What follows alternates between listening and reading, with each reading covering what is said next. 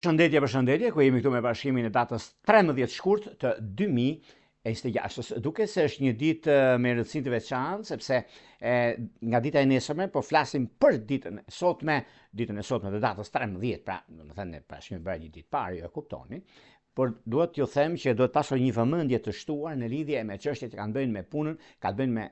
familjen, sepse ndikimi i Saturnit që shkon në shenjën e Dashit nesër, por ka një ndikim nga sot, nga dje ka filluar, që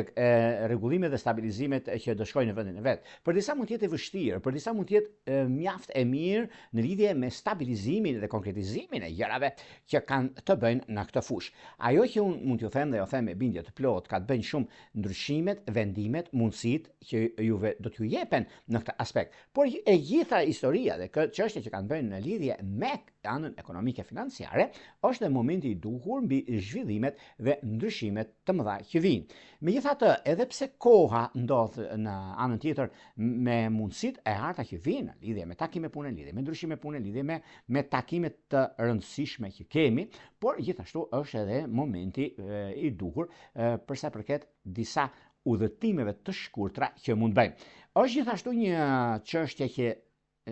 një çështje e mprehtë që lidhet me punën aktuale, se do bëjnë lëvizje nga dita e sotme, e datës 13, pra më mirë kështu sepse juve mos ta kuptoni për datën 12, pra ne ju a them, nga data 13, e keni një ndikim shumë të madh duke pasur parasysh edhe mund mos ju pëlqejë ajo çka bëni, por ju pëlqen ajo çka doni të arrini, meqense koha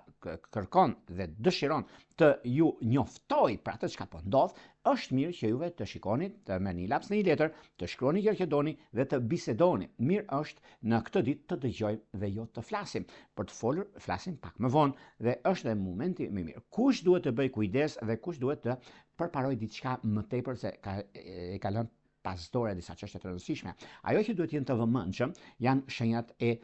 tokës, siç janë Demi, siç është Virgjëresha dhe Britsjapët të dhjeticit parë. Gjithashtu, ndikimet që të përparojnë pak më tutje ose në lidhje me çështje ekonomike financiare ose disa paratamare mund t'i marrin në këtë ditë të datës 13, janë shenjat e zjarrit, siç është Dashi, siç janë